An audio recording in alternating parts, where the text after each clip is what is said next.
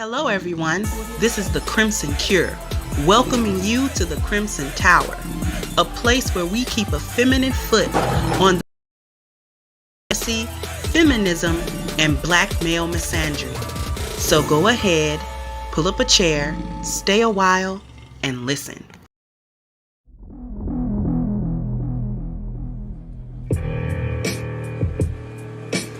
See, wherever I go, stay ready, stay alert.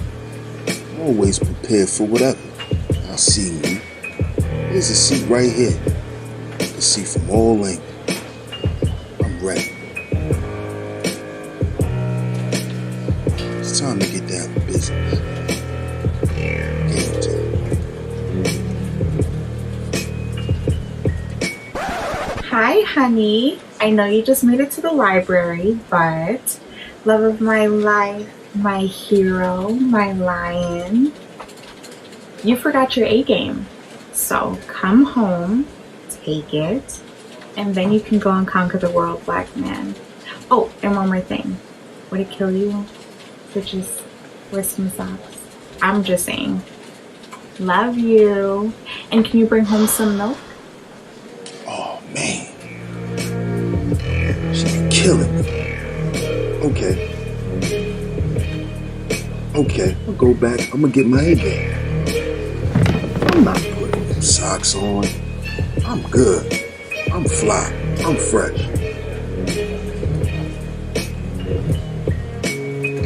I'm gonna stop at 7-Eleven to get some milk.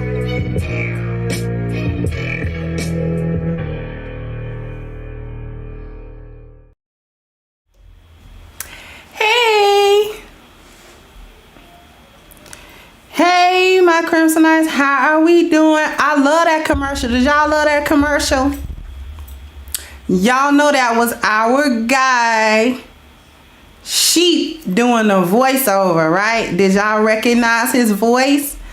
Thank you, Ronan and Bishop, for the cash apps. Definitely appreciate it. I mean, super chats, not cash apps.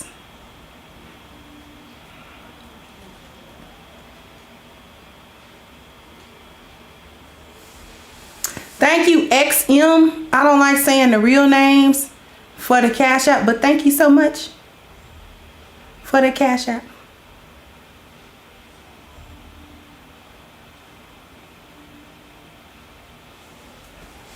So who we got? We got Ronan, we got Bishop, we got Father's Time, we got Mogul Maze, we got Kiam, we got Miss Sherry, Miss Fit Feminine, we got Dr. Michelle, we got Panda Berries, we got Mr. Woods, how are you? My love is divine. And we got Daquan, Otho Williams Jr. How you doing? How's everybody doing? It is like 90 degrees. Thank you, Revelator, for the cash app. Like, it's a good 88 right now. And it is not gonna go back for a little minute.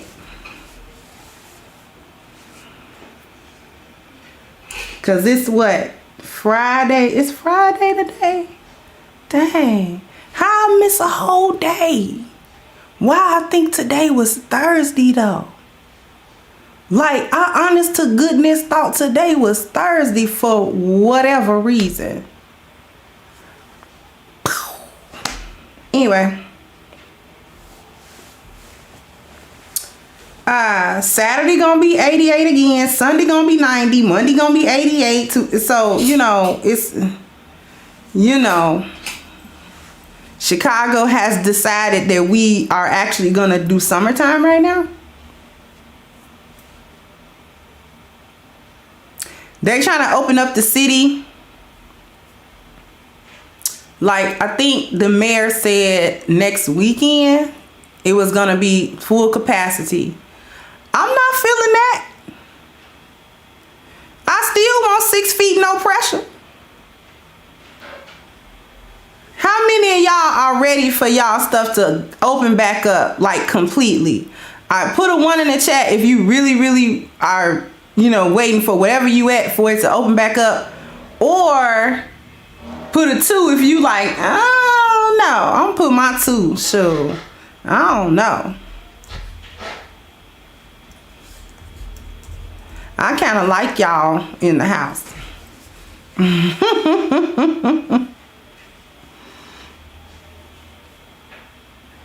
Yeah, I don't know. Okay, most people don't know.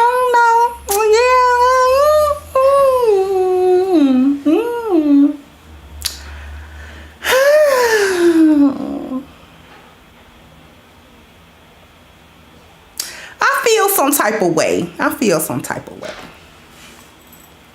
1.5. Ronan says 1.5. Because during this particular time, Uber is quite lucrative.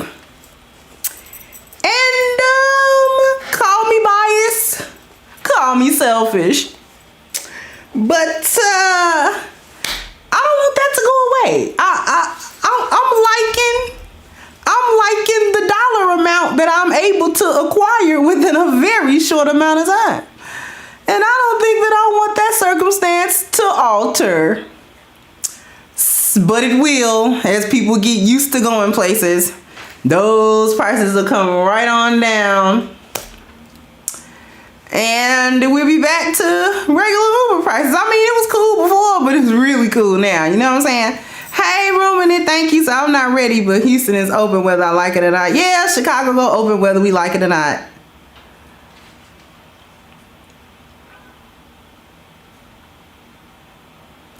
No, they're not washing anything wrong, and are they? And you can smell the evidence of them not washing anything, pandemic or not, which is gross, which has been quite gross. So, thank you, MLR. Oh, I definitely want to leave Chicago, Big Neff. I can't wait to leave Chicago. I'm so tired of Chicago. I don't know what to do. Ooh, I don't know what to do. It ain't nothing over here no more. I done lived my whatever life gonna be in Chicago. We done did that. I got a t-shirt that said don't do that no more. I'm done. I'm done with Chicago. I can't wait to find a place with better living, just a better environment. I don't necessarily know if I want to go suburbs, but I definitely wouldn't mind a little bit of a slower pace, which probably means suburbs. But I'm used to Chicago suburbs because our suburbs have a little hustle and bustle to them, as they're a little bit closer to the city, but they're just outside of the real hustle and bustle. So I kind of like that idea. I can still get around to the places I want to go. I'm not in the boonies, but, I'm not hearing ghetto sirens every 3 seconds either. Chicago is expensive, yes. And it's getting more expensive every year. So the cost of living in Chicago it's not LA, New York high, but it's right there. I would say it's right behind them. We not kicking it at 2 stacks for a studio. Not in every neighborhood. If you paying $1,500, 2 stacks for like a studio or like a big studio, you live downtown. You pretty much live downtown or right around downtown.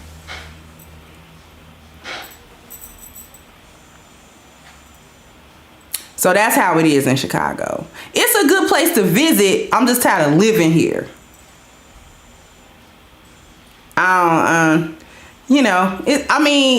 It's got its perks. I'm not going to say Chicago doesn't have anything good in it. Because it's a pretty city. It's a pretty place. If you stay out the hood, it's pretty. Hey, Chano. Long time no see. How you doing? Glad you can make it. Okay, so what are we talking about? Why women really get tired of the Carousel. So now that is a very infamous little piece of amusement park memorabilia that gets talked about a lot in this space. And not only does it get talked about a lot in this space, but it's talked about from just a couple of different angles. But today we're gonna really explore some of these things that's from a different kind of perspective today, ladies. I really want to really flesh out why women get tired of that. But before we say we get tired of it, why do you do it in the first place?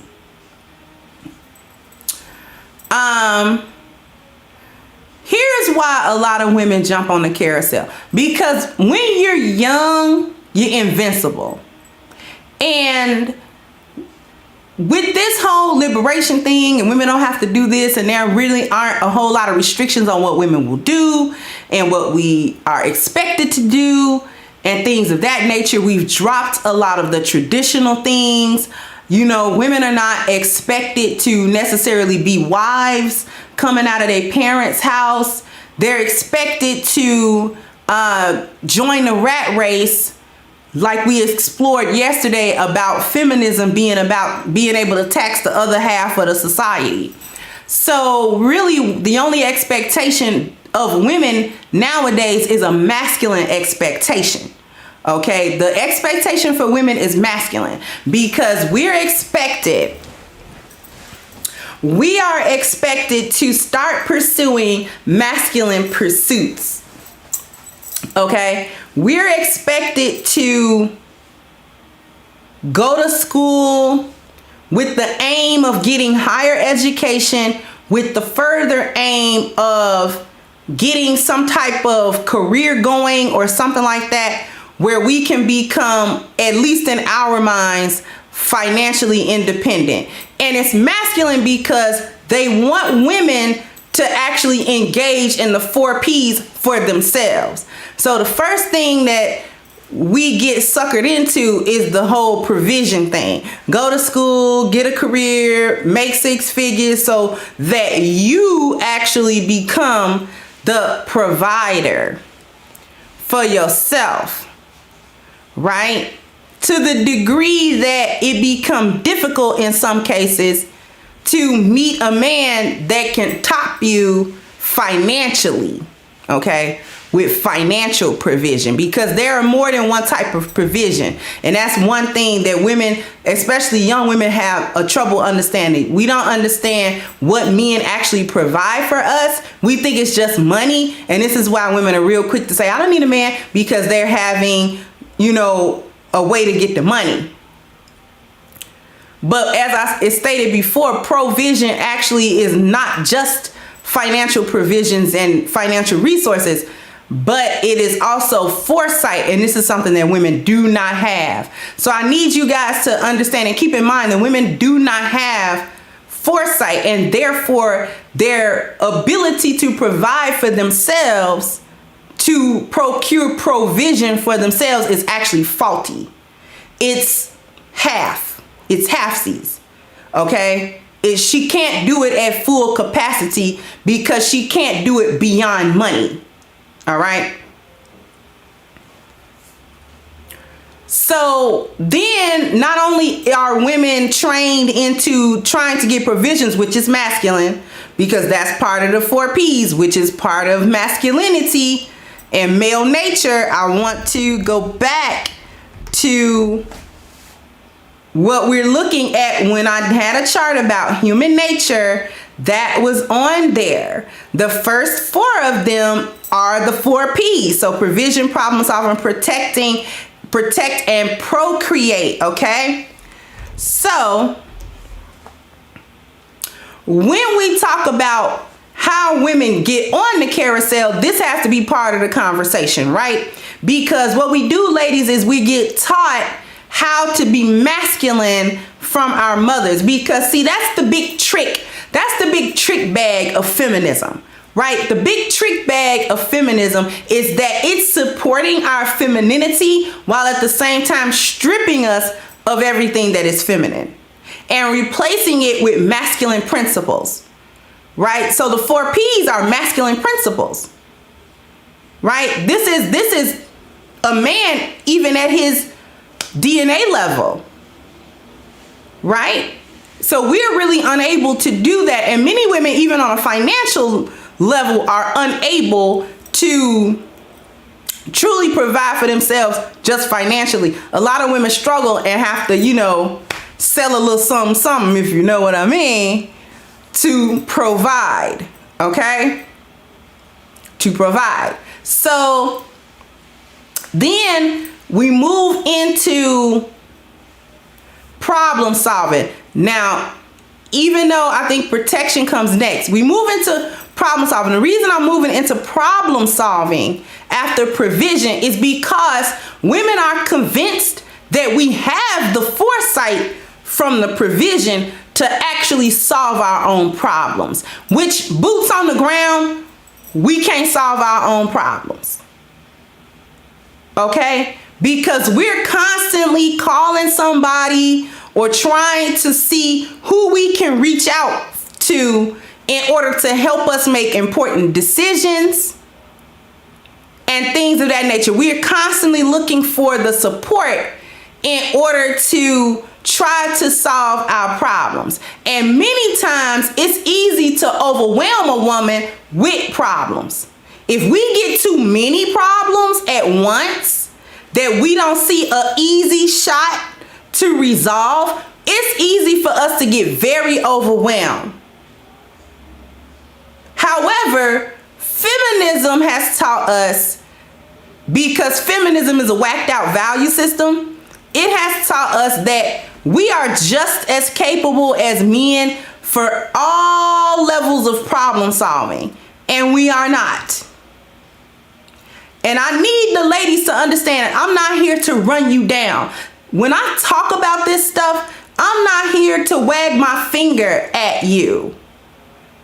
Okay? I'm not here to, well, you might get a pop. Some of y'all might get a pop.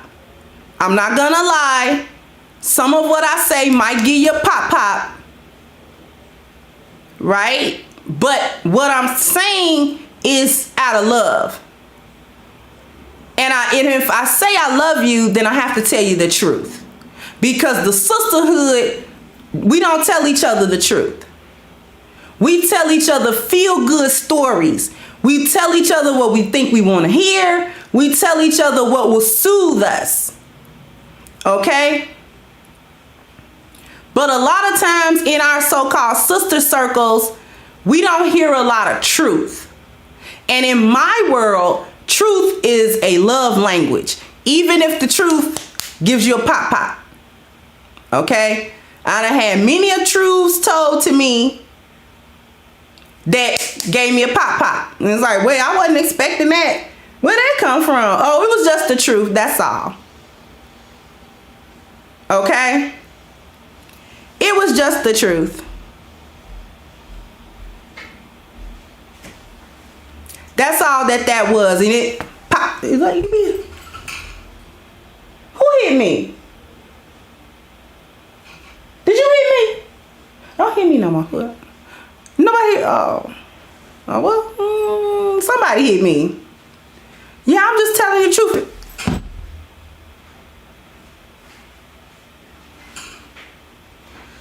Where these pops coming from? You see what I'm saying? That's what you tell a little baby, you're gonna get a pop. That's why I'm saying pop. I know y'all done told y'all little babies they gonna get a pop. But anyway, so when I talk to you, I'm not trying to give you one of these all the time, although you might get one. However, I need to be able to actually provide some real sisterhood around here that's gonna be based on truth, but that truth is going to be based in love, though. right? Because we want to see each other do well. I want to see my sisters do well.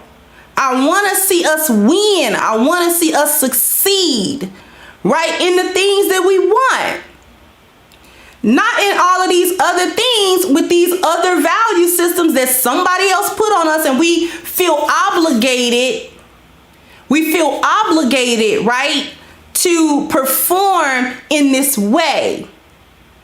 We feel obligated to tell our men that he ain't nothing. We feel obligated to do that. We feel obligated to refer to our children's fathers as our baby daddies. I have heard married women say this. That's my baby daddy. No. Didn't Michelle Obama say that? Somebody correct me if I'm wrong. Didn't Michelle Obama at some point refer to Barack as her baby daddy? I'm remembering that, but I want to be, because sometimes, you know, I get loopy. But did that happen?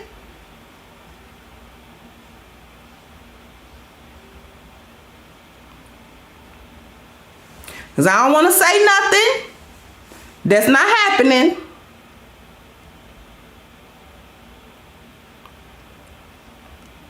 But if I'm wrong, please, someone correct me.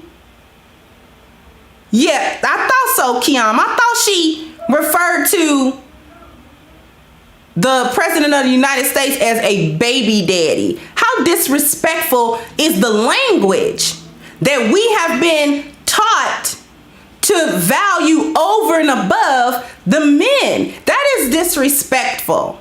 To say baby daddy when that's your husband and those are his children. That is disrespectful. And I don't know if the ladies know that, but it's not cute. If you have a husband and you have children by that man, that is not your baby daddy. That is the father of your children and the leader of your home. That's who that is.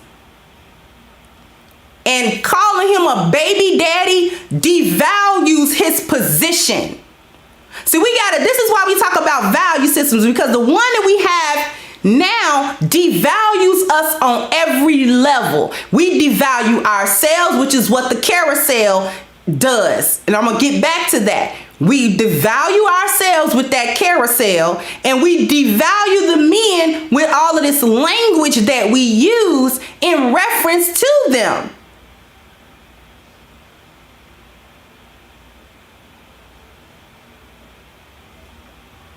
Okay? So when we refer to our husbands who have fathered our children as a baby daddy, that relegates him to a F-19 status. This is just a hookup that I happen to get pregnant by. That's what you saying when you say, oh, that's my baby daddy. It's dismissive. It's disrespectful. It devalues him. And it devalues you, and it devalues the children, because if he ain't nothing, then the kids ain't nothing, and that means you ain't nothing because you following up after nothing F-19 and had his little nothing kids. So we need to, and the only reason that we don't see it like that is because we don't see our men, and we don't see us as a reflection of them. We see us as ourselves as separate from him completely and better than him. Okay, so that is what, so let me get off my soapbox about the baby daddy thing, and let me come back to the carousel, right? Because here's the thing, ladies. We get fooled into thinking we can do the provision for ourselves. Then we get fooled into thinking that we can problem solve for ourselves. Because problem solve, and here's why we can't problem solve by ourselves, right? The reason why women aren't good at problem solving for themselves is based in our nature. Men have a nature that is prone to order and leadership and systems, order, and structure. Their nature is geared towards that. Problems get solved through thinking in a logical, orderly way and applying knowledge and understanding to a problem to resolve it. But resolutions have to be done in order. It can't be haphazard. Okay? It can't be haphazard. So we have to be able to have some type of order in order to problem solve with a consistently good result record. Now, you can't solve all of them to the highest satisfactory degree. You know, sometimes you're going to make a mistake. You're going to make the wrong move. But at the same time, it still has to have order. Women don't have order inherently. We have to submit ourselves to order in order to have it. So we don't problem solve very well. This is the same reason why, on the whole, women aren't as good in the math and sciences in STEM, basically, than men are. There are a few, I'm not saying every, I'm not saying all. There are a few exceptions because I count myself as somewhat of an exception because I'm good at math. Right? I'm good at math. But how did I get good at math? I got good at math because a man simplified it for me. Right? He simplified it for me. He sat me down and he said, this isn't as complicated as you think. If you think logically, this becomes simple. Because think, it can't be this answer. Why not? Because does it even make sense? And it can't be that answer because that doesn't make sense either. It's got to be this answer because really it's only one right one. With math, one right answer. If the answer is wrong, know that you did something wrong in the calculation. You're wrong. The number is not wrong. You are. Remember that. If there's a wrong answer, we're not talking about how it made you feel to have the wrong answer. Because y'all know me, I'm a crybaby, so I'm going to cry. Anytime I feel like I'm wrong, I'm going to cry. Because that is like kryptonite to me. I hate feeling like I'm wrong. And I know I'm not alone in that. Right? So he was like, we're not doing any of that. Listen, it's like this, it's like this, it's like this, and that's it. If the answer's wrong, you're wrong. You gotta go back and you gotta see at which step you came up with the wrong answer, with the wrong part. And you have to go back and you have to correct that part. And then you can get the right answer. So there are exceptions when women are sometimes good. Sometimes we're good at math. Sometimes we're good at science. I was decent in science. You know, I liked more technology. So I was more geared towards the computers and the software and stuff like that. Right? And then the engineering. But this is more geared towards men because all of them 4 areas require a lot more logic and reason than any type of emotion. As a matter of fact, there's really no emotion to be had here. Mathematics is not emotional. Science is not emotional. Technology is not emotional. Engineering, not emotional.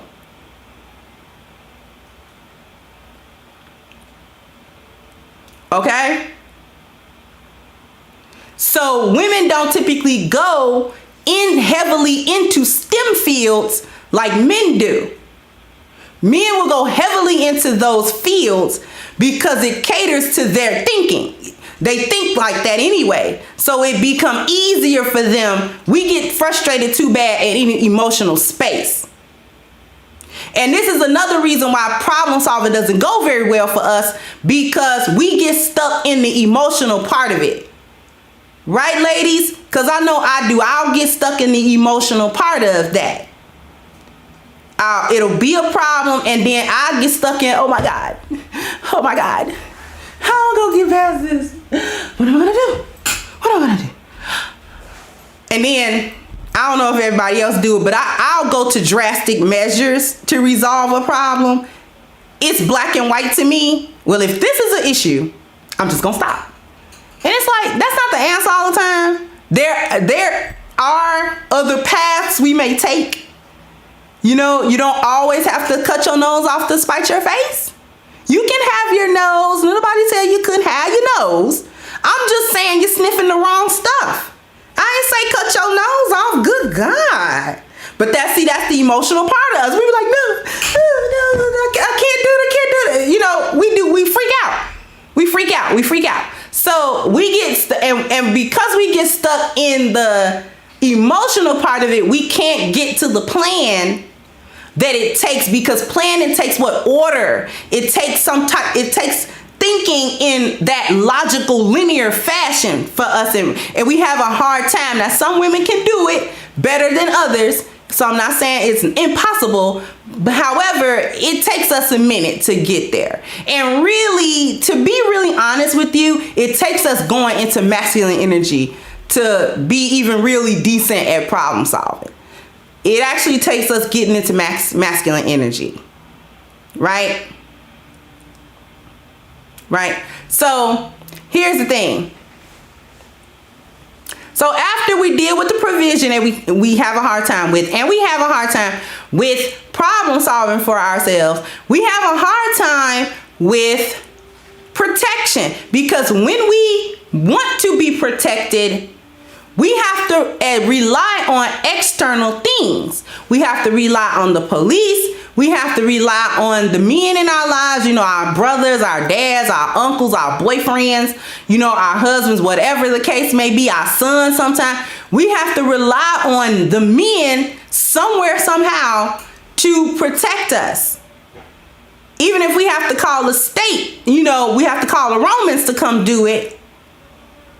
When we feel we need protection, we look externally for that. We don't look internally for protection.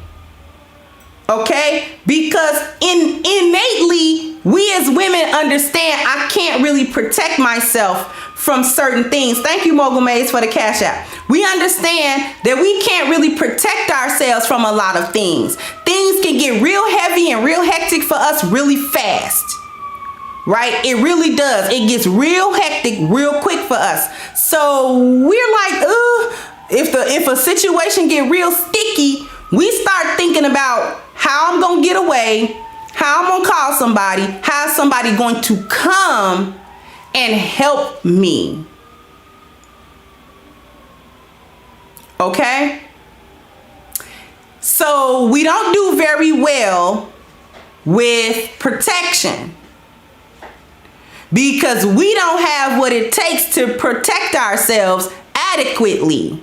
We can try to get a gun, we can try to get a knife, we can try to learn Taekwondo, but goodness knows there is a big difference between doing some katas in a dojo and application during fighting.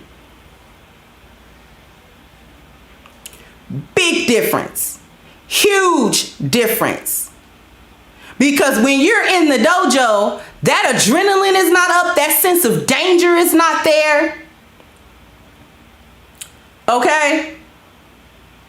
And when your adrenaline is up, when there's danger around, you fall to what's natural to you. And if you have not practiced martial arts to a point where that's where you go, that's your natural fallback, you've mastered it so much that if a situation do occur, you going right to that. Then if you're not at that level, let me just tell you, ladies, that Taekwondo class is useless. Useless in a real situation, because if a dude come at you and you don't know what to do, you're not gonna know what to do. And that little Taekwondo money that you got paid over there is not gonna help you at all. He gonna yoke you up real quick with a simple little move that you probably done got out of 50 times in a dojo. Yeah, but the sensei didn't really have all that good of a grip on you like that. He was just letting you do. You see what I'm saying? A dude that's really out to get you, you about to get gat. Okay, you about to get gat. You gonna get gat. I hope you don't get gat, but you probably gonna get gat. Alright? Cause a lot of y'all gonna fall back to the windmill if something happen. Tell me I'm lying. If something go on and you gonna go back to the windmill, you headed all the way back to 5th grade with the windmill. Okay? You gonna windmill, and that's not gonna help you. Didn't help you in 5th grade. It's not gonna help you now. All right, so the windmill has never been a good fight tactic. I don't know why any girl has ever adopted it. You know why we adopted the windmill? I do know why. Now I know. Now I'm grown. I know why. I know why we adopted the windmill. Y'all will put a 1 in the chat if y'all want to know why girls adopted the windmill method of fighting. Y'all put a 1 in the chat if y'all want to really want to know why girls got the windmill going. Y'all want to know why we got the windmill going? It's interesting. It's interesting why we did that. Hey, Zeke.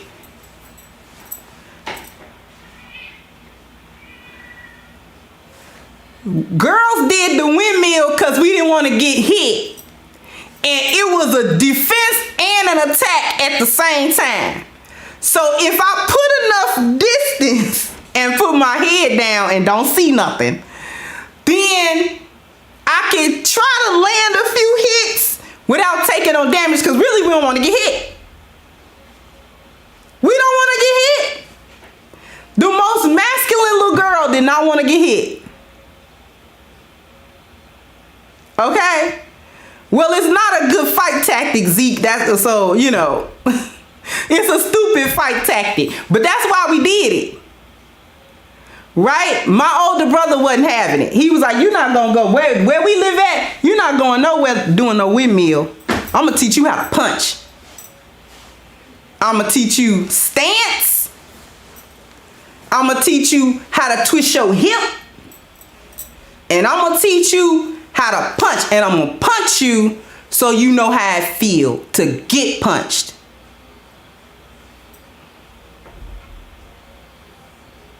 I want you to feel. He's like, I ain't going to hit you with my full strength because I'm strong. And girls your age aren't going to be as strong as me anyway. He's like, but I'm going to body punch you. Like, I'm going to wear that body out. I want you to feel that. And I want to teach you how to guard your ribs and stuff. I'm going to teach you how to fight. Now, I ain't saying I became some type of expert, but I never did the windmill either. My older brother wasn't having that, right? So we don't do very well with protection. So the only thing that a young woman actually thinks that she needs from a man is procreation. And when you are young and feeling free, feeling cute, you jump on the carousel because a new man is a new adventure. And women like adventures. Because we live now in a society that does not value true femininity and the nature of that. It's bent on making us masculine, and our mothers help us do it, and then we accept it, and then we pass it on to our daughters and things of that nature, okay? So we're approaching everything from a masculine perspective. We're approaching everything, including trying to get men, from a masculine perspective. Okay? So what we're doing is, it's a new adventure because there is no structure. This society, having now become a gynocracy, is the chaos of women on steroids. So it's basically telling us that we don't need to conform to any form of order or leadership or system, order, and structure. We don't need to. So we don't, right? So we approach this thing in a chaotic fashion. And the chaos of women, we like adventures. We like things that appeal to our whimsy and our fantasy. Okay, am I right, ladies? We like things that appeal to whimsy.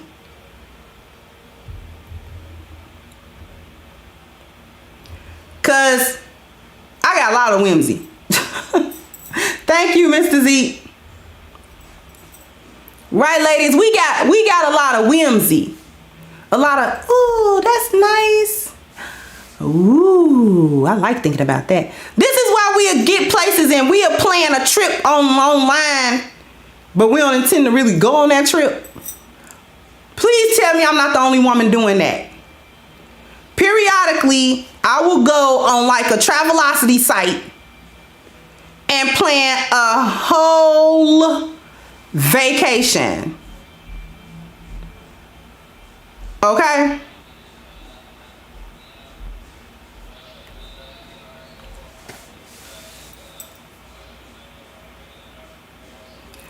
Tell me I'm not, please ladies, don't leave me hanging out there. Sisters, please don't. Sisters, don't leave me hanging now. I'm out here looking crazy now. Like, you sit there and do that? Yes, I do. I will sit there and be like, ooh, I wonder how it'd be to go to Phuket. And I'll type up Phuket. Sure will. And look at all the pictures. Ooh, they got bungalows. Ooh, the water. Ooh, that looks so pretty. Oh. And then I'll be like, how much that cost? The practical side come out, wait. I'll be like, wait a minute. No, that was nice. Click the X real quick. No. That was fun while it lasted. Hit the X. Yeah, that was a nice fantasy. So we have a lot of fantasy. We have a lot of that in us naturally. And listen, when I say this, I'm not saying it's wrong, right? This is the nature of us. This is that feminine part of us. The men don't fantasize in that way. The men I wouldn't say men fantasize. Men envision. Would that be a better word? I'm not going to say that men fantasize. Men have a tendency to envision. They think about, what do I want to do? And if I really want to do that, how do I get from here to there? It's not just a fantasy without a purpose in it. We will fantasize. That's why I say we don't envision, we fantasize, because there's no end goal to the fantasy.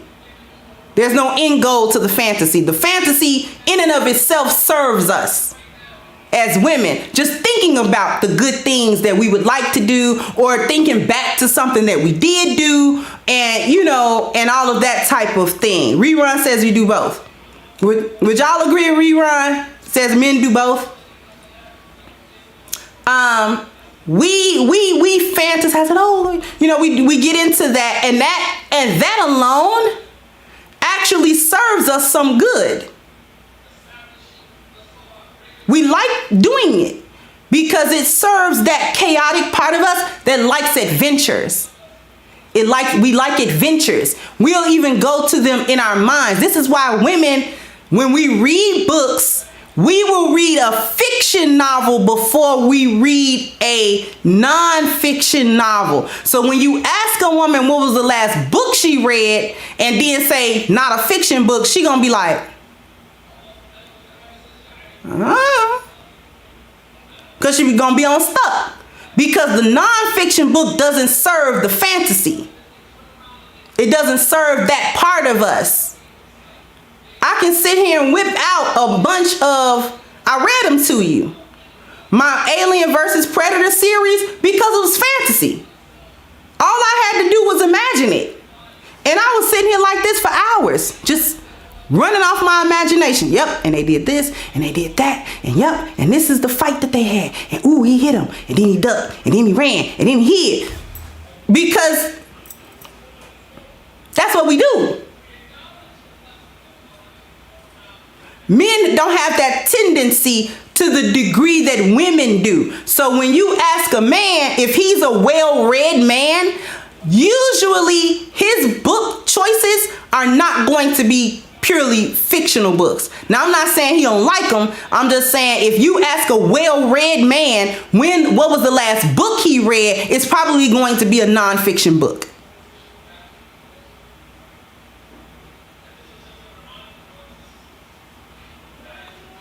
If I ask any of you men who are real read,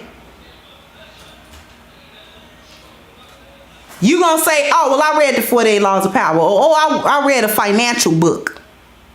I read a self-help book.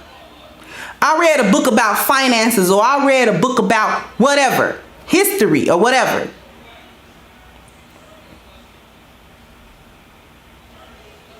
Okay? So we have to be served through this. The fantasies and things of that nature. So each man is a fantasy. Each man is a new adventure. This is why I'm telling y'all ladies about our fantastical trains of thought. Because each new man is a new adventure. He fulfills a new type of fantasy. Right?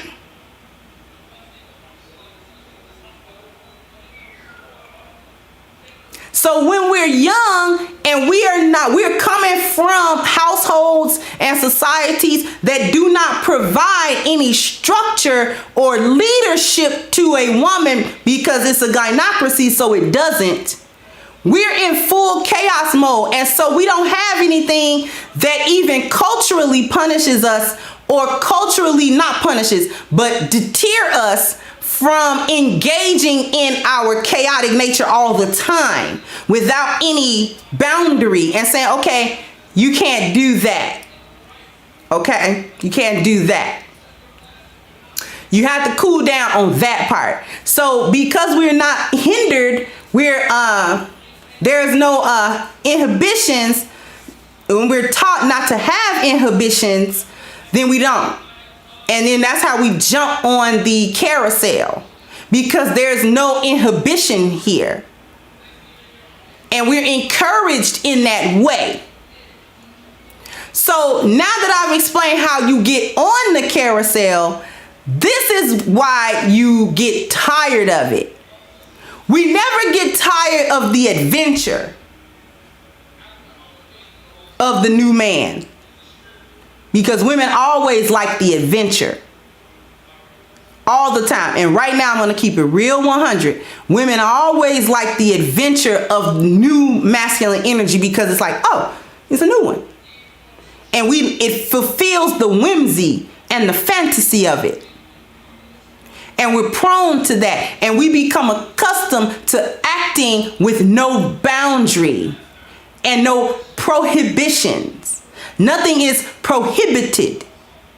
We can engage in as much chaos as we want. Thank you, Spook Freeman. Nothing to reel them in. Exactly. There's nothing to reel them in. Nothing culturally. And the only reason that women get tired of the carousel is because culture doesn't reel them in. Her biology does. The culture won't reel us in, but our biology always reels us in. Always.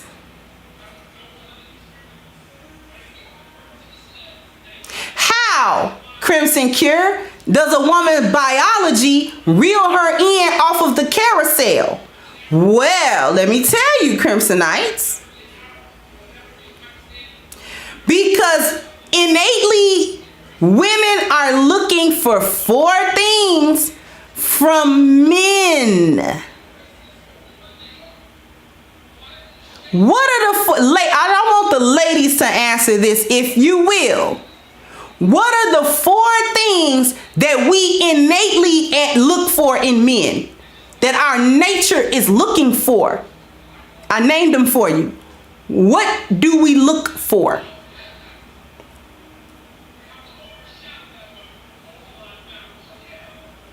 What are we looking for?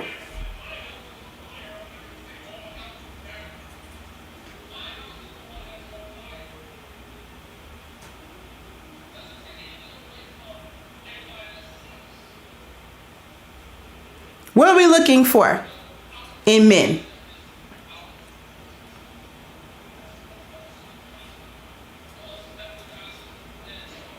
Do, do, do,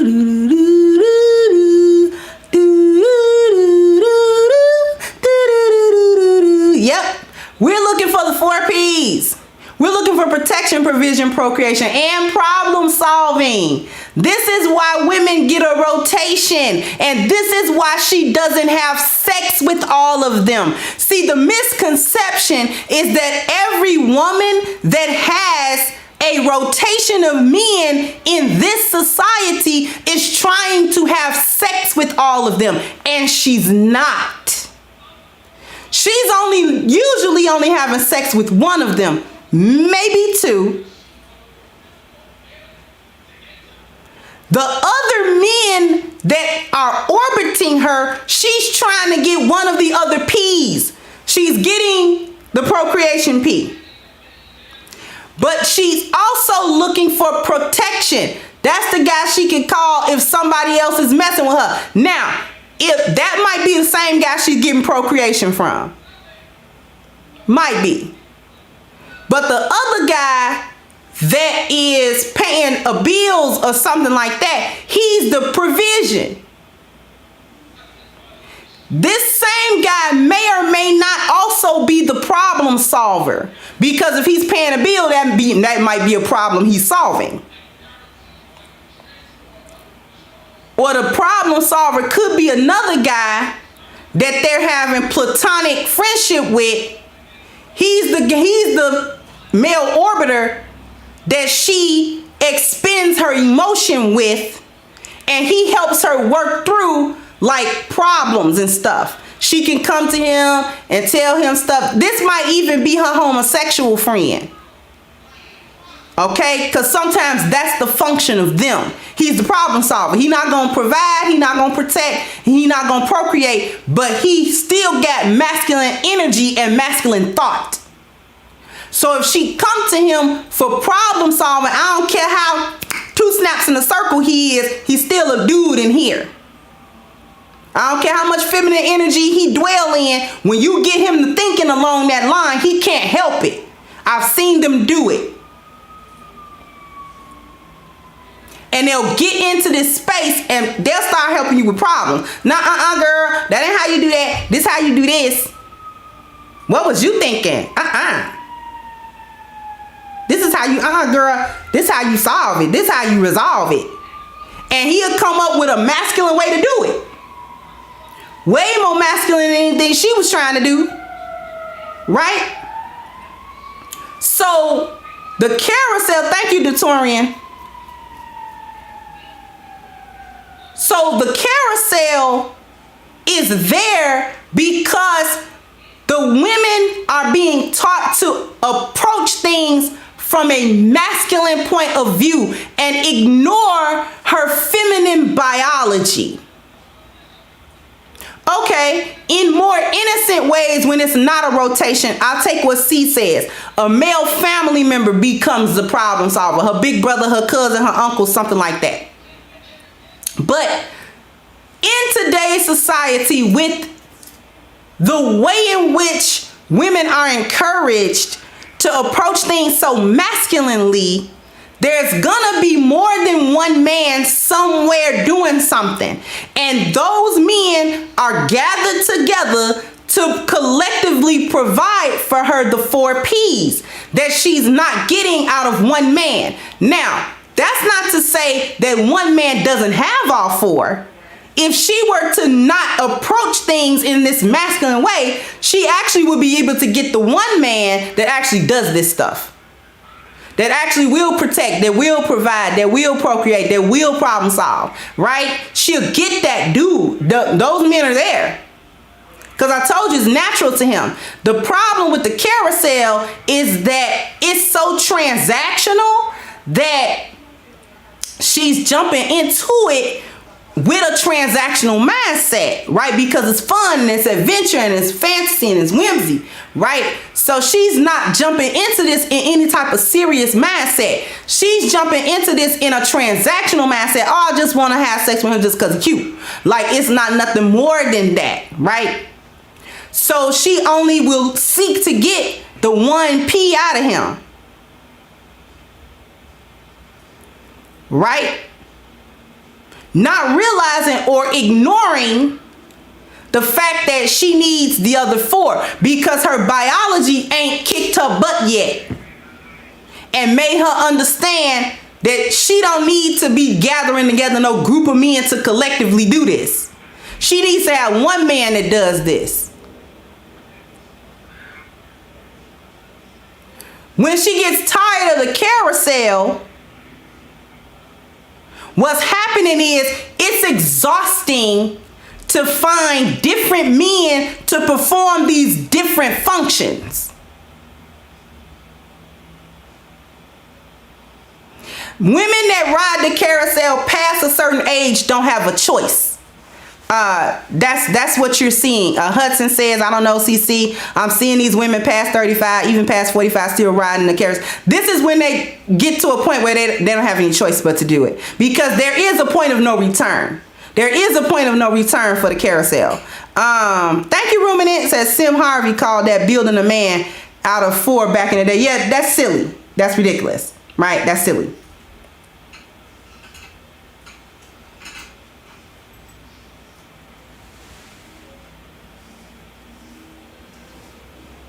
All right. So, exactly, Keon. Exactly.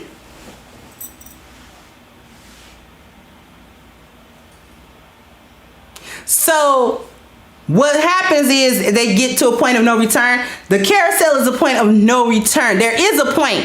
Once you get so old and you've never been off of it, meaning you never have had a marriage or a very long-standing relationship that was exclusive, that you didn't step out on, that you didn't cheat on. All right.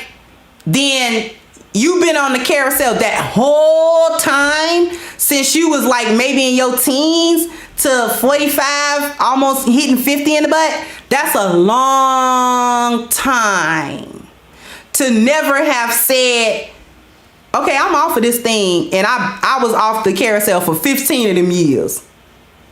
Or for 12 of them years, I wasn't doing that. I was with one dude, and you know, the relationship just didn't work, or whatever the case may have been, right? Thank you, Fifth Feminist, that she typically can't think past the one transactional piece. When she does come across him, she's not sure how to keep him. Exactly. See, that's another thing. She doesn't know how. See, practice makes better. If you practice a certain thing the wrong way, you get better at doing it the wrong way. And what you stop doing is knowing how to do it the right way. Thank you, Dutorian. Thank you, Spook Freeman, said Kiam, exactly. Too little, too late. So, what's going on is if she has never, and see, that's when it really becomes problematic. Especially ladies, when men look at your sexual market value, this is one of the ways that they use that to assess your marriage market value. Have you ever been off the carousel? And if so, how long? How long were you off of it? Because if you are 35 and unmarried, but you were married before for a substantial amount of that time, then it's like, well, oh, okay, she wasn't on the carousel that whole time. Okay? She wasn't doing it that whole time. So, okay, some man somewhere thought that she fit the 4 T's of his vetting process. She was worth the time, the toll, the trouble, and the threat to somebody. So maybe she can be worth the time, the toll, the trouble, and the threat for me. I gotta see. I gotta see about that.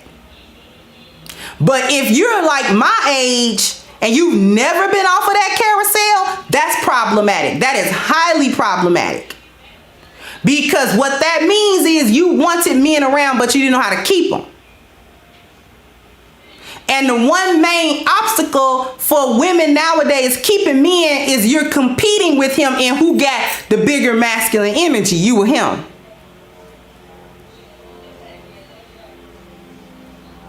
And never at any point do you recognize, okay, I'm operating in masculine energy. Let me try to switch that. Let me try to do something with that. What a lot of times we do is we double down on being masculine. And then he like, because that stops you from getting along with him. Because sometimes 2 dudes don't really be getting along even when they cool.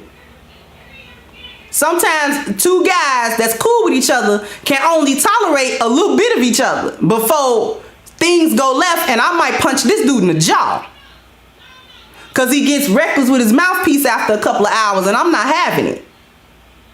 Thank you, Kiam. Said, great topic. Far too many don't want to hear this valuable message you're giving. Hopefully, they do. Hopefully they do. But sometimes dudes don't really be getting along like that. So if you're gonna be a little dude, a little ninja in the house with him, he not really feeling all of that. Cause he feel like I gotta still deal with you kind of like a dude, but with a vagina, and this is weird. Because now I have weird sexual feelings cause you look good. If you just shut your mouth, you look good. Yes, I am gone. I'm gonna tell you what, but when you open your mouth, you're a little dude. And it's like, this weird. This weird.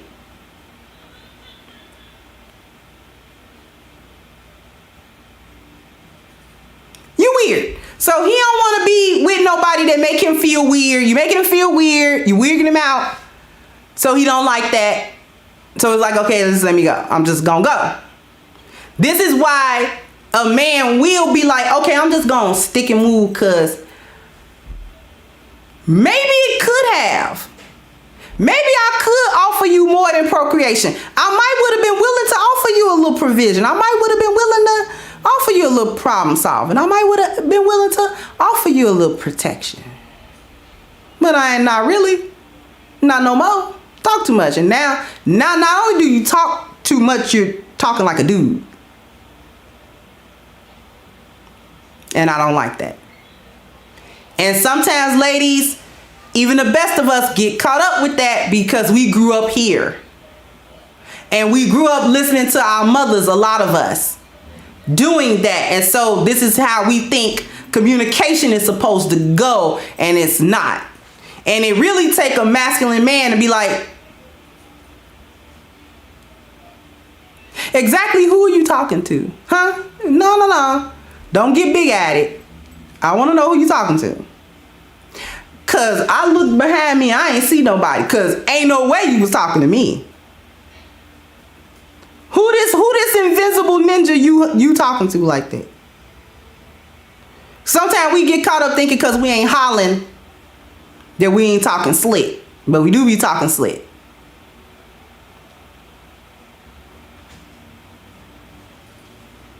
Yeah, I don't call my man bro. I might call my male friends that. Cause I'm giving them homegirl energy, cause I'm their homegirl. But you don't say bro and my ninja to your man. He not your bro.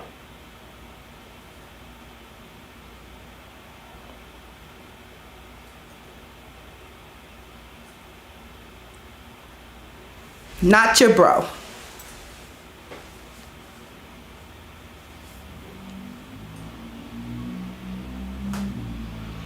I said that's the one that'll get you popped on fit. Well, it is the one that'll get you popped. I'm so glad I ain't never had to be just popped. My pops is verbal. I'm so glad I ain't never had to just really have no man to really take his hand and really do nothing to me. I'm so glad I have not had that experience. And just have a dude come Bart Simpson choke you. Yeah. Yeah, that's not good. If you're getting him worked up to that extent,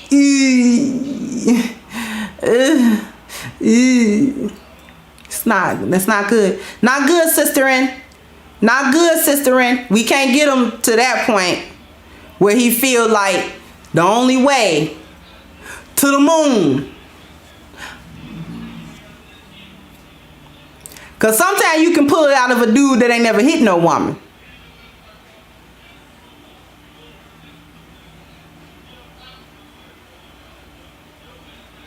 Now, I have gotten the threat Like you kind of come into a boundary. It's like, oh, you know what? I don't even know what I was thinking. You know what I'm saying? Y'all know what I'm saying?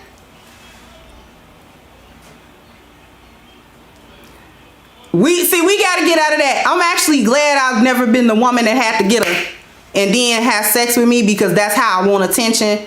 I got to get a couple of these, not on my backside.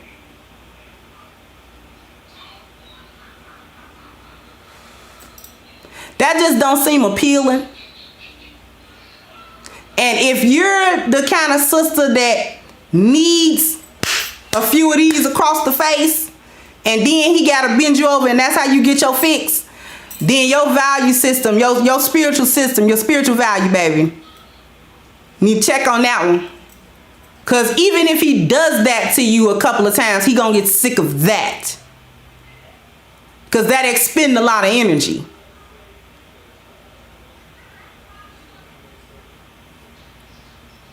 That expends a lot of energy.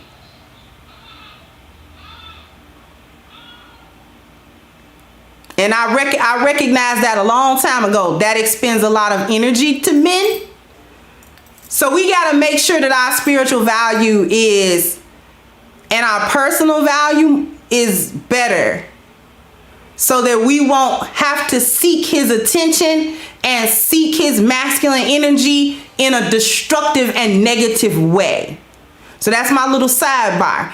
We can just ask for attention in a nice way, in a way that doesn't have to have an argument and then he gotta smack you a few times. He might even have to punch you depending on who you are. You know what I'm saying? He might have to shine you a little, then wax you. You a shine and then a wax. If you're the type of sister that need a shine and then a wax, your spiritual value might be in trouble. And you may need therapy to see to what's got you feeling like you need to be punished.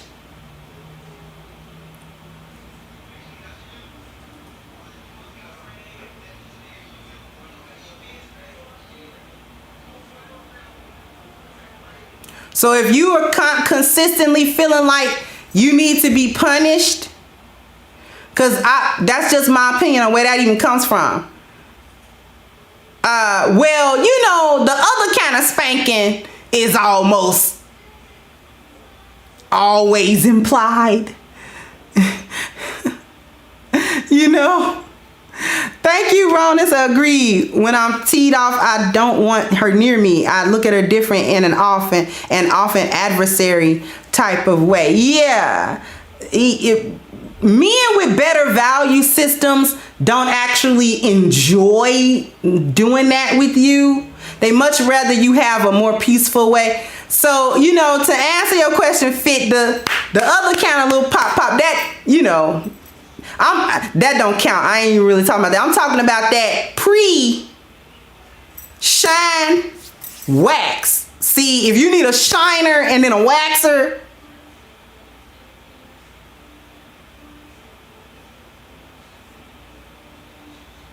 that's not good. We got to start learning how to communicate with men a little better than that, to ask him for his attention better than that, because that's what we want. And if you, again, if you feeling like, if you're feeling like you feeling like you need to be punished, so you may need some therapy there to come to why you're feeling that way. And then hopefully that will get rid of the need to have a shine and then a wax. The wax is fine. It's the shine that's the problem. So, ladies, we need to see about that. I'm so glad I didn't ever need a shine, then a wax. Might have needed the wax. Needed the wax. Didn't need the shine. I'm good on the shine. I'll ask you for attention another way. Because you really be wanting attention from them, but that's a negative and destructive way to do so. So we don't want to do that.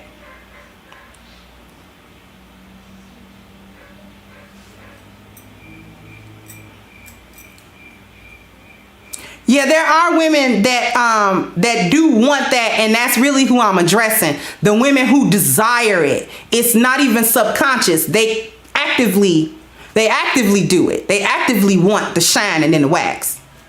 Because that's how they ask for attention from men.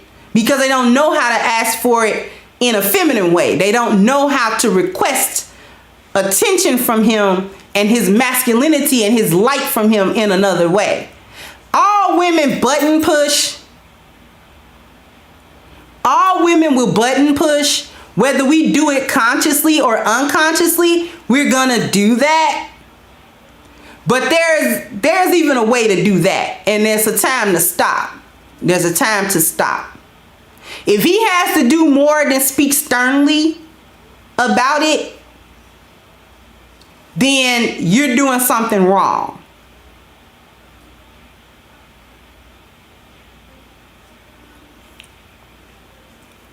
You know, you want some attention from him.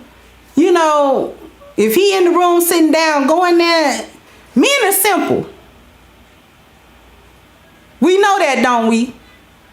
If you want some more attention in there, go in there naked. He'll give you some attention. Just act like you ain't going in there naked. Act like you ain't free as a bird coming in where he at with some sandwiches. Just act like you ain't bend over and set the sandwiches on the table. Just don't even say nothing about no sex or nothing. Just go in there. You free as a bird with some sandwiches or some food or something like that. And then just set it on table. Just bend over and set it on table. Don't even. And then walk back out. And see, don't he not let you walk back out of there?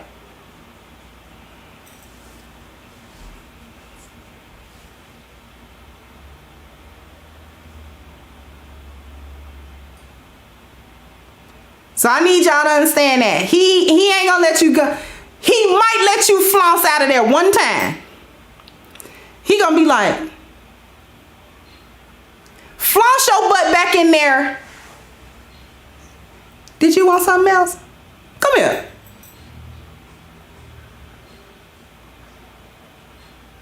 Might not even need no more words other than come here. Cause you can't walk back out of there. You ain't got no clothes on. You belong in here. I ain't letting you leave. So I'm done with you. That's a better way to ask. You get the wax without the shine. See? You can get a wax without a shine. You need a shine. It's dysfunctional to need the shine. So anyway, let me get back. So women get tired of the carousel because it becomes exhausting for us to try to gather several men to get 4 things out of them when one man is capable of giving you all 4. And they be capable of it because it's natural to them. If you're with a man and something happens and he feels like something may happen to you, it's just nature for him to go over there or whatever he has decided his protection is gonna be. Whatever he's decided his protection is gonna be, that's what he's gonna try to give you.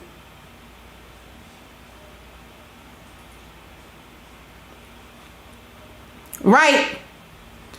He gonna try to do it. Now, there are men who they're not doing the provision because you're not worth the toll. So he's not giving you no money. And he don't want to hear your problems. So he's not gonna problem solve. The only time that hotline bling, that can only mean one thing. See, Drake told y'all a couple years back. I know when that hotline bling, that can only mean one thing, not 4. He just, okay? When that hotline bling, he ain't trying to give you provision, problem solving, and protection. He's trying to give you procreation. You got to go elsewhere for these other P's. And it's the biology that make a woman get tired. This is why you be hearing stuff like, I ain't trying to have sex no more till I get married and this woman is not a virgin. Y'all understand that? Y'all understand that That's what that is. She's so tired of not getting the other three that come with the procreation, she's not willing to engage. Now, it don't make no sense, but that's what it is. I'm just telling you what it is. We realize that that's why women get tired. I'm tired of getting this one P from one dude, and then I gotta try to find the other ones from the other dudes. No, it's exhausting. It's like always having to draft a new player every year. Every season, you gotta draft your whole team. That's not fun. You can't never win no championship with your team always in rebuild. And I know it's a sports thing, but I'm hoping that the ladies understand what I'm talking about when I say that. Let me know if I'm losing the ladies.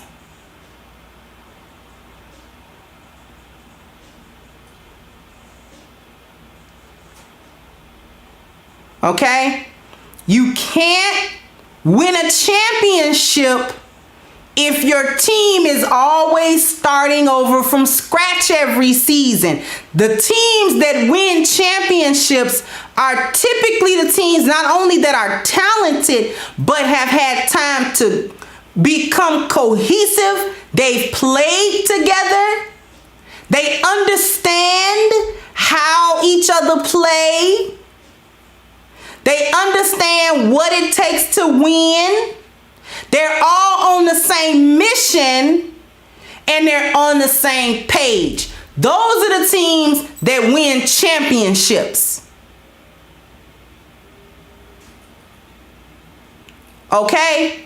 The teams that never win championships are always the teams that's trying to draft for this and they trying to draft that and they trying to get this piece and they trying to get that piece. And then the next year, when the season don't go right, they don't give the team a chance to play together another year or play under the same system. They just replace the whole thing all the time.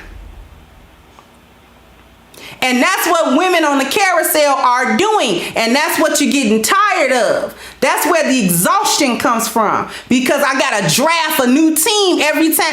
Every time one of these dudes fall off, I need one of them P's. I need a man to do this.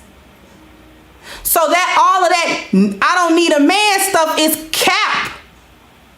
It's cap, ladies. I wish we stopped saying that. Stop saying you don't need a man, because you do. You need a man to provide provision, problem solving, protection, and procreation. You need it. Because those are 4 things that he provides that are just happen to be on our list of needs. And when we don't get it from one man, we'll try to get it from many. And if we can't get it from many individual men, we'll try to get it from the state.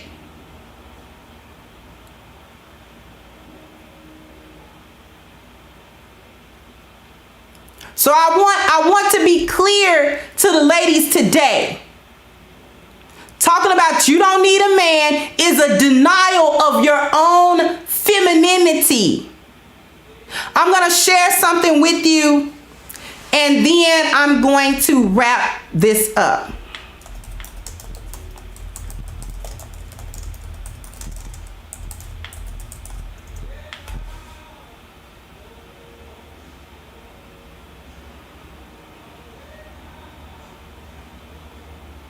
I want to see if I can find the clip, because I got something that I might want to share.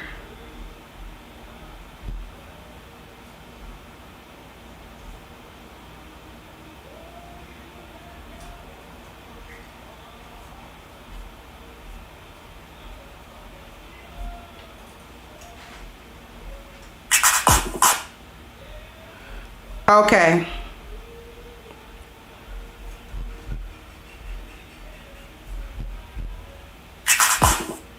I haven't listened to this clip,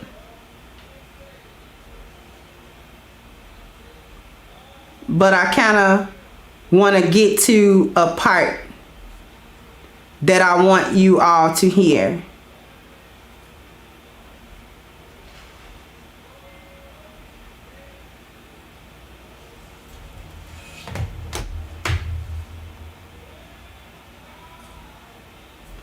I don't know, because this is like 3 minutes and I don't want to waste time. But in any case, I may just read the little article to you.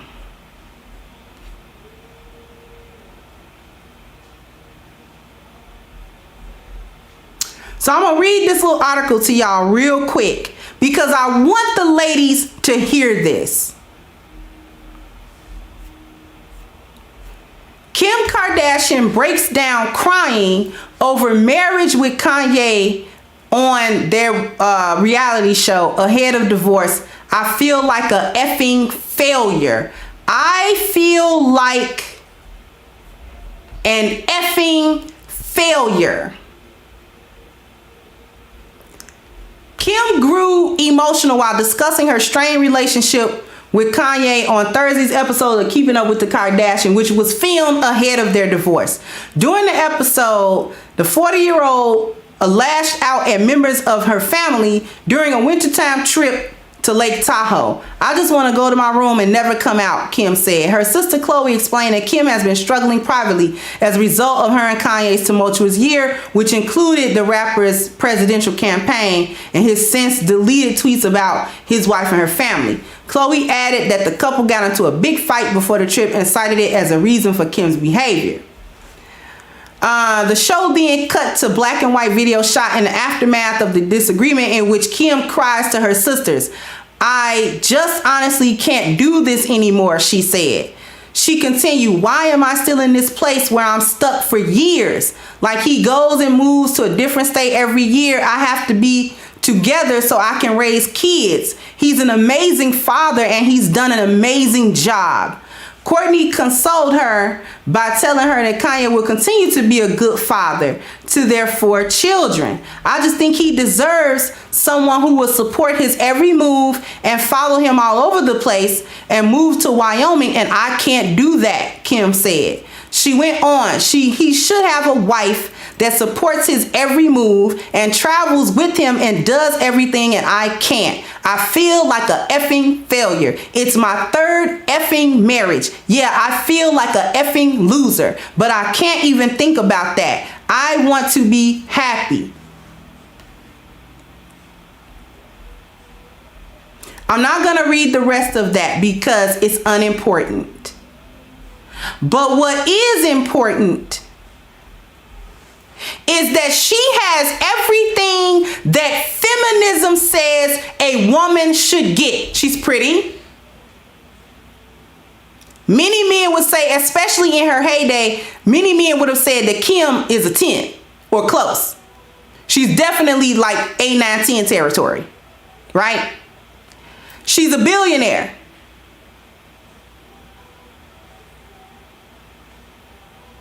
She has a reality show. She's got all of these different things that feminism says women should acquire. All of them masculine. But she feels like a effing failure not because a business deal didn't go through, not because she didn't get some more money, not because the show is ending, but because as a woman, she's not succeeding. She's not able to maintain a marriage. This is the 3rd one. And she's 40 now. Her biology is beginning to trump all of that other stuff.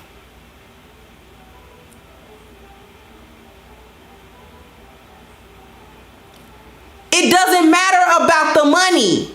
She got that.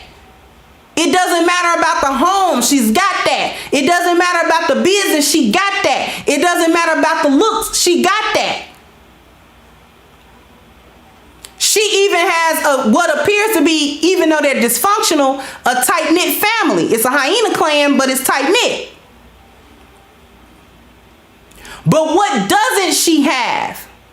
She doesn't have the fulfillment of her womanhood. She's not fulfilled as a woman. Her biology done kicked in and it's overwhelming her. All of these material things that I thought was more important can't serve me. Because I want a physical man.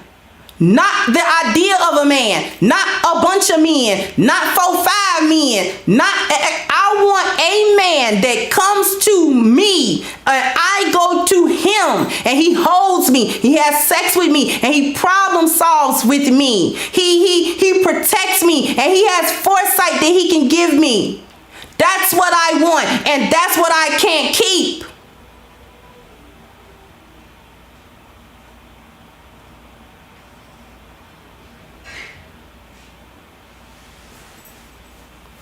That's what's bothering Kim. That's why she's crying. She's crying in a vacation at what they said, Lake Tahoe. The picture of it was a beautiful background. She's crying her eyes out. Feeling horrible. Feeling like she don't want to come out of her room. Why? Because she feel like a failure as a woman, because feminism don't tell you how to be a woman. It tell you everything how not to be a woman. It tell you everything about how you don't gotta be a woman and how your biology doesn't matter as a woman and how you can ignore it and still be happy and all these other things, and you don't need men in your life and you just need them for babies if that's what you want, blah, blah, blah, blah. And it denies us our biology. Feminism as a value system strips women of their value, and I need that to be understood. Feminism as a value system, and trust and believe that Black women are living feminism as a value system that has defined our lives. It has driven our decisions. It has been the catalyst behind so many things that we do. It is our value system, feminism, and it is horrid because it does not give any value to femininity. It only gives value to a false sense of masculinity that it gives to you, and we can't do that. We can't do that. We can't have provision because we don't have foresight. This is why no matter how many times they put us in school, women are not better earners than men. Because we need that structure in order to even have a shot at getting provisions in the first place. Men have never needed the educational system to figure out how he was going to make $1. Men have never needed that. A man can go out and the work of his hands will make him some money. He'll become a millionaire with his hands. And the foresight to go along with the skill set of his hands. We need the structure. We need this system that makes it like a cheat code for women, that we can go and get in school and get degrees, and this is how we get 6 figures because of listen, the pandemic showed you who could earn and who could not. When the structure no longer existed, when the construct no longer existed, the reality showed itself. That ultimately the men could earn and you cannot.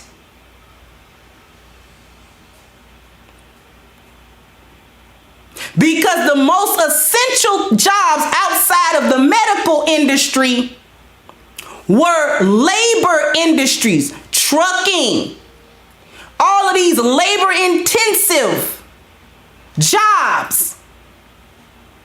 Men all in factories, all in shipping warehouses, lifting 50, 60, 70-pound boxes, throwing them for 12 hours. Women aren't gonna do that. Women are not doing that.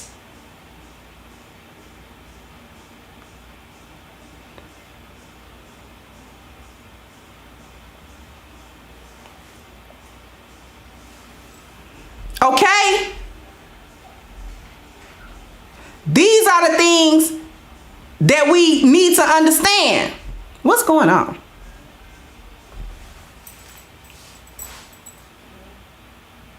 Women aren't about to do that. Women turn to OnlyFans and IG and stuff that we would do to try to earn money to eat.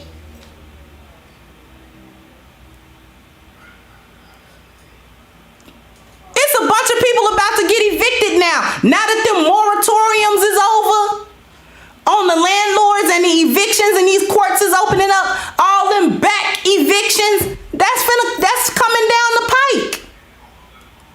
And if you were a woman that could not earn, you're in trouble.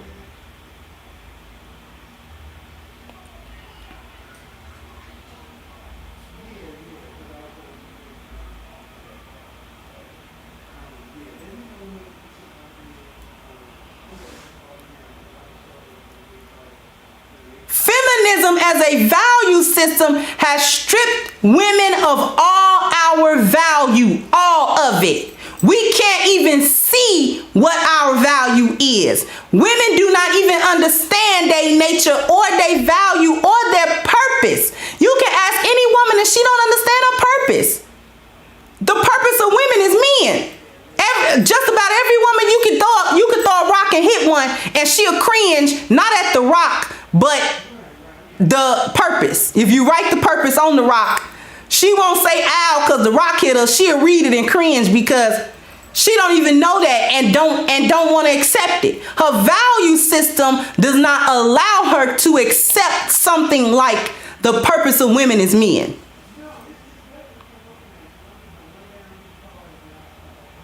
That's why she won't accept it.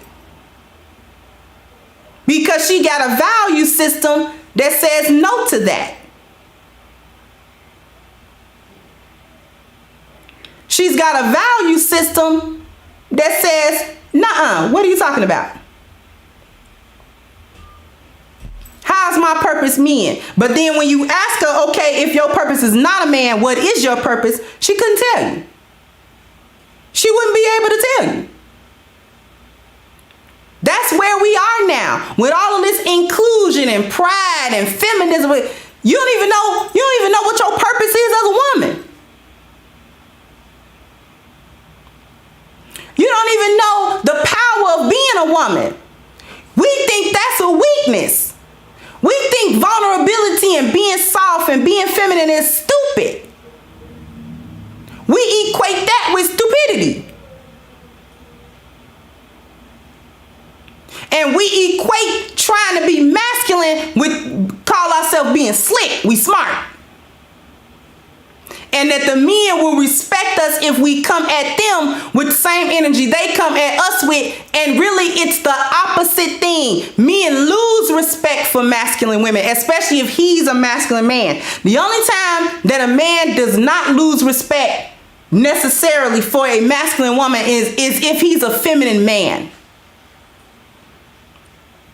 He got to be in his femininity.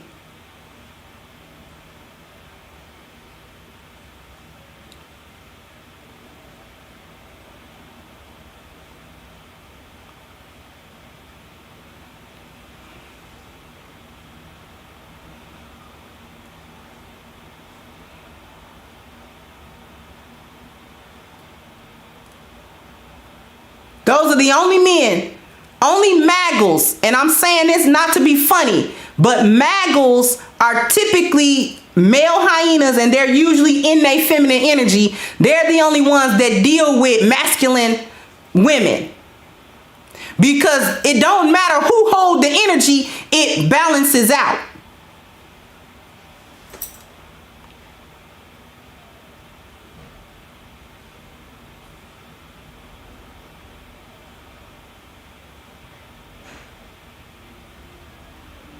Charlene says some women don't have a choice.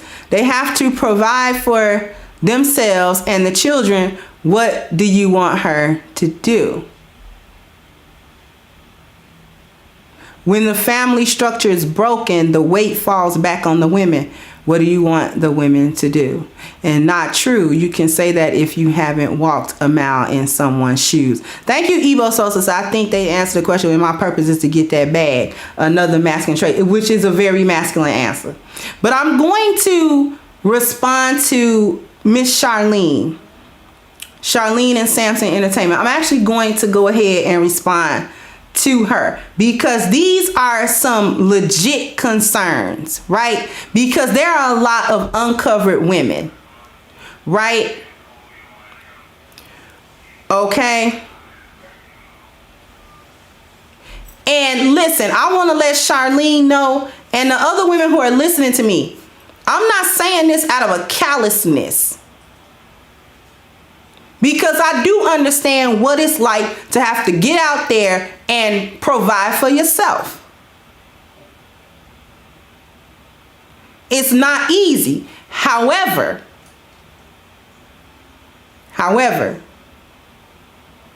we have to find ways to be honorable when we do that. That's number one. Thank you, Chano. So this is why black men are going to other countries finding women that understand her purpose. Thank you so much. We have to find honorable ways to provide if we find ourselves in positions where we are uncovered by a man. Okay? And the way in which we first do that is we need to have a good handle on a value system. Here is an example of a value system. We call it the 10 life values on this channel. And if you can read that, we've got the first value is your spiritual value, which it concerns all of your belief systems, your principles that you live by, and it shapes what kind of person that you're going to be. The second value after that is your health value. Okay, see into your mental self, your emotional health, your physical health, okay, and all of these things, and trying to make sure that we're doing the best that we can for ourselves in this area. Because if we ignore it, then we aren't going to be able to be any good for our children or ourselves. The third one is the family value, which does concern, if you have children, it does concern them, how they are being raised, you know, your interactions and your ability to raise them. Then we have our appearance value, which covers things like what we look like physically, but it also covers our image, how other people perceive us and how we perceive ourselves. Then we have our dwelling value.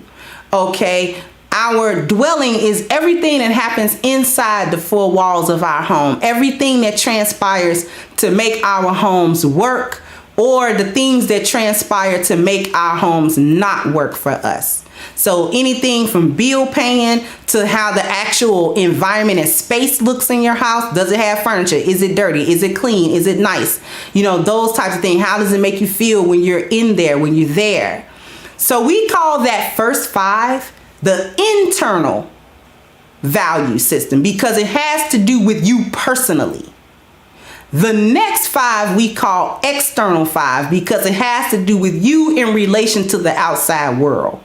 So mobility is everything that happens outside of your door, everything that happens in government, in the communities, in the neighborhoods, how that affects you, how that affects your children, how that affects everything that you've got going on, whether it affects it in a good way or a bad way. Education kind of speaks for itself. What's the level of your education? How does it serve you? How does it not serve you? How does it serve your children? How does it not serve your children? Your profession, that should speak for itself. What do you do for a living? And what do you profess to do with your life in terms of its purpose? And then we have your leisure value, which is the value of how you spend your downtime. What do you do in that time? You know, what do you do with your energy in that time? Is it productive things, fun things, dangerous things? What are these things? And finally, if you've got all 9 of those, the 10th one is wealth. That should actually come naturally if we get these things in order in our lives. Now, the reason why I took you through the 10 life values is because when women are absent of a specific man, a particular man, a physical man, then we need a system that we live by that is going to help us navigate and problem solve, help us get provisions, help us get protection when there's no physical immediate man. We need something that is actually going to provide a structure for our lives and a guideline in the absence of one-to-one male leadership and system orders and structures. I hope that Miss Charlene, I'm not losing her. I don't want to lose her. I want to make sure that she's understanding what I'm saying. So if you're still in the chat, Miss Charlene, I would definitely love for you to just, let me know whether I'm losing you or not, because I have some playlists and some videos that should be able to help you after this to understand this concept. And the reason why I'm telling you about this concept is because this answers the question of what women should do when we're alone, when we don't have the covering of a man in a family structure. Okay, and that can be romantic, or we cannot have our fathers or brothers or things of that nature. People's lives are different. And a lot of women find themselves without that. However, we are responsible as adult women of actually acquiring some type of system, even if it's not necessarily the 10 life values. The 10 life values is just there to categorize our lives so that we can have a way to deal with our lives without it being so overwhelming, and we know how to put things in its proper category and then deal with them. It makes the problem solving a little bit easier. So then what we do is even if it's not the 10 life values, there must be some value system that you adhere to that actually can give you some structure in your life and let you know how you can go about it. Now, the other thing that she asked, the other thing that she asked was when the family structure is destroyed, I do believe. And I don't want to put any words in her mouth. She said, when the family structure is broken, the weight falls back on the women. What do you want the women to do? And a couple of things that women can do in that situation collectively, and this is why I speak the way that I do on my channel.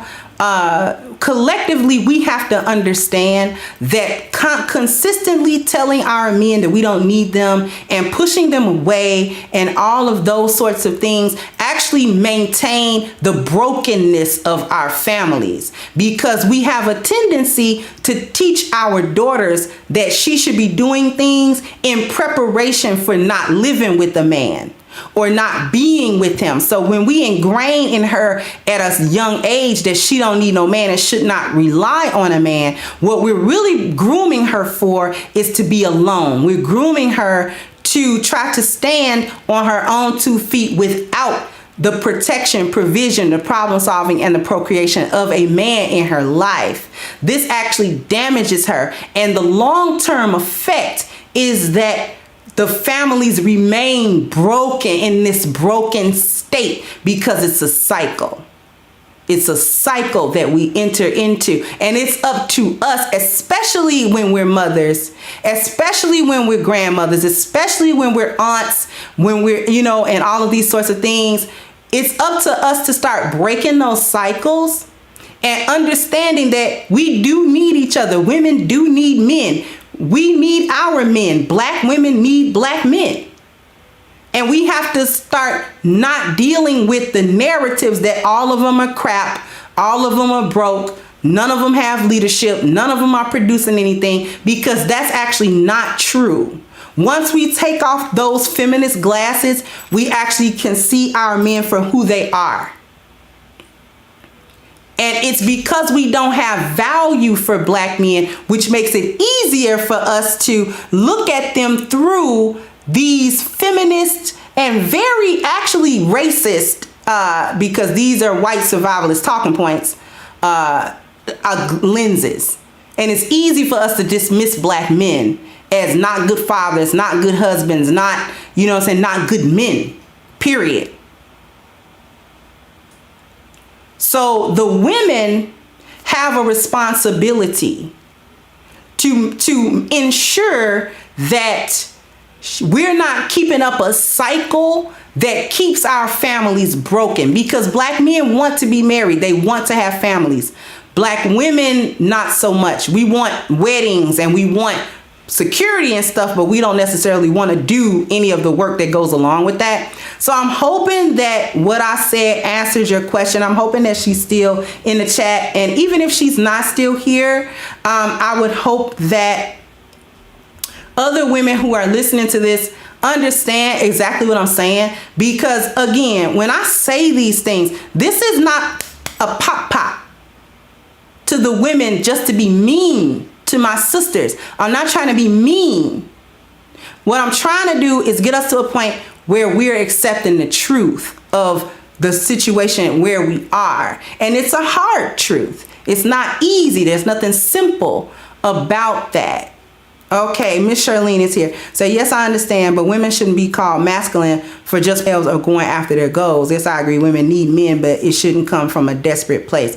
Okay, let me go ahead and explain masculine in terms of how I'm using it. And thank you for this conversation, Miss Charlene. I really do appreciate it. The masculinity is not coming from if I need to provide. So I don't know where you left off, but I'm going to say it again. Providing for yourself. I'm not saying that women are bad because she's trying to provide for herself. I'm not saying that at all. But what I am saying is that when we do this, we are entering into masculine energy. Every time I go out to drive Uber, Miss Charlene, I'm acting in masculine energy because I have to, because masculine energy gets things done. Now, I'm not saying that that in and of itself is a bad thing. It's not a bad thing. It becomes bad when we constantly behave in a masculine way in everything. We don't turn it off. You see? We approach everything in that energy. And as Black women, we have an issue with that. We approach raising children from a masculine point of view because we think that raising them is just maintaining them monetarily. That's masculine, because men, fathers, do a lot of that. I'm doing for my children. Now, that doesn't mean he doesn't have the emotional output to them, or that he's not coming and saying, you know what, let me spend the time and let me, you know, especially if you got little kids, you know, come here. And if he's got older kids, he appropriately interacts with his older children. That's not to say he doesn't, but when he's doing that, he's going into his feminine energy, the nurturer. He's going into that nurturing energy. And that's not bad. He's supposed to have that side so that his children understand that our Father isn't just some vague thing that does stuff for us. He actually comes and he makes emotional connections with us. He loves us and we love him. All right. So men have a feminine space they go into when they're dealing with children, when they, you know what I'm saying, when they're dealing in certain aspects. So we have to understand the energy right? And a lot of times black women are in masculine energy a lot. And what I'm saying is feminism teaches us to approach our whole life in a masculine way, to the degree that we don't deal with our feminine energy. And when it comes time to deal in that feminine energy, we're uncomfortable. We think it's weak.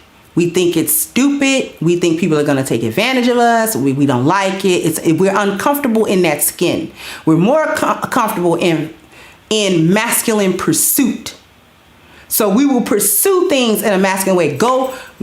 It's a masculine life to come out of school, then go right to college, then go right into a career, and then do that until you're 40 and then settle down. That is a masculine trajectory of life. That works well for men. Doesn't work well for us, because what if we want to have kids? Then, and we didn't do that when we were young. Then we've got all of these issues. Well, I got to try to see if I'm fertile. I got to try to see if the eggs work. I'm 43. What I'm going to do? Blah, blah, blah. You know what I'm saying? And all of that type of thing. We could have done that before. And a lot of the degrees that we get don't require us to be young when we get them.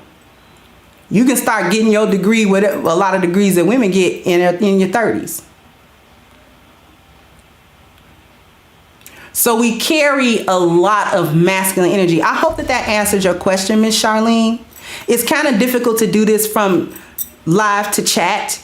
So I'm going to try to let this be the last, not because I'm trying to cut you off or be mean, but the conversation kind of hits a lull because you're in the chat and I'm not.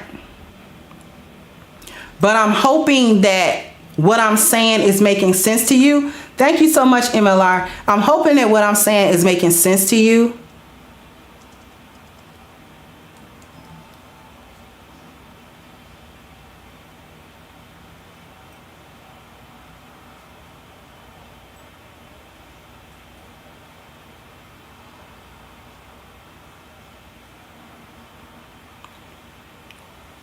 So I'm hoping that made sense to her.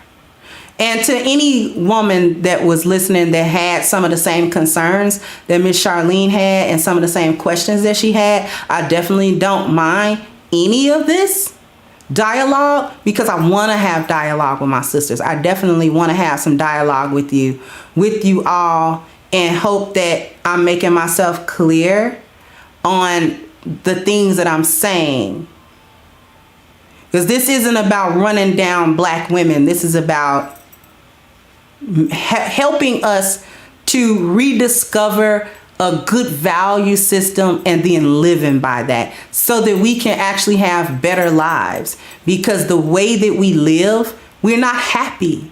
We're not happy. It's not serving us. So why should we continue to do things that don't serve us? And why should we continue to teach other women, our daughters, our nieces, and things of that nature, to go down a path that didn't serve us very well? We're not very happy with all of the decisions that we made and the outcomes of those decisions, you know? So we can't be afraid of moving in a different direction and saying, you know what, we tried this for the last 70 years. It didn't work. The experiment failed. The feminism experiment failed. So what we need to do is get back to a traditional value system that valued the men and the women in our roles and didn't make us feel uncomfortable for being women, or feel like we wrong for being women, or feel like we weak for being women. We're women, and there's nothing wrong with being a woman. I'm not ashamed of it. I'm not ashamed of being a traditional woman. And I would hope that the many sisters that listen to me are not ashamed either, or they become not ashamed if they are. Miss Charlene said, I agree, we should be more feminine. And that's really what I'm saying. That's really what I'm saying, the long and short of it. So I definitely appreciate that dialogue, Miss Charlene. I hope that you come back to the channel and join us more often, because I definitely appreciate your input, sweetheart. So what I'm going to do is I'm going to start wrapping this up. But before we do, I know everybody want to be part of the A-Game family. A-Game, A-Game, A-Game, right? So A-Game is a male solution, male health solution, herbal. 21 wonderful herbs, no fillers, no artificial, ingredients, nothing to make you crash. It's not like a 5-hour energy drink or any of that stuff that's on the market. What it does is it addresses a man's overall health by addressing his blood flow. So when a man's blood flow is better, that means his energy is better, his vitality is better, his strength is better, and his libido is better. Right? And when all of those things are better, he feels awesome. Sometimes there have been men who said, listen, I'm an older man. I feel like I'm a young man.